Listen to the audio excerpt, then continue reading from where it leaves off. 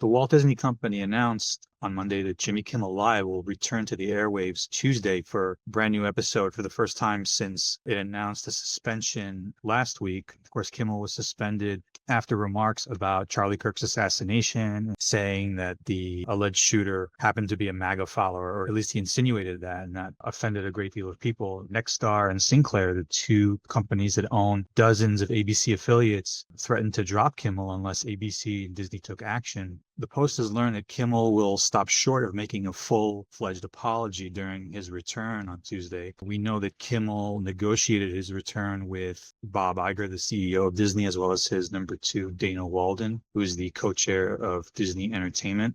We also don't know whether Sinclair and Nexstar will agree to broadcast programs. They haven't said anything publicly about Kimmel's return to the airwaves. We know that Sinclair had demanded that Kimmel offer up an apology to Charlie Kirk's family, and it also demanded that Kimmel make a donation to Turning Point USA, which is the activist group that Kirk founded. Turning Point USA's top communications official put out a post on X essentially calling on Sinclair and Nexstar not to air Kimmel's return on Tuesday. And he also accused Disney of caving to Jimmy Kimmel.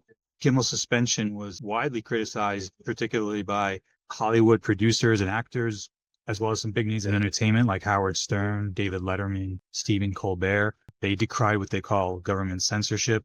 The Kimmel crisis comes at a real sensitive time for Disney. The company is on the verge of seeking regulatory approval for a multi-billion-dollar deal that it struck with the NFL. Disney and the NFL agreed to a deal that would see Disney acquire a lot of the NFL's media properties. And in exchange, the NFL would take a 10% equity stake in ESPN, which is also owned by the Walt Disney Company. So the thinking goes is that Disney suspended Kimmel in the hopes of currying favor with the Trump administration so that it would sign off on its deal with the NFL.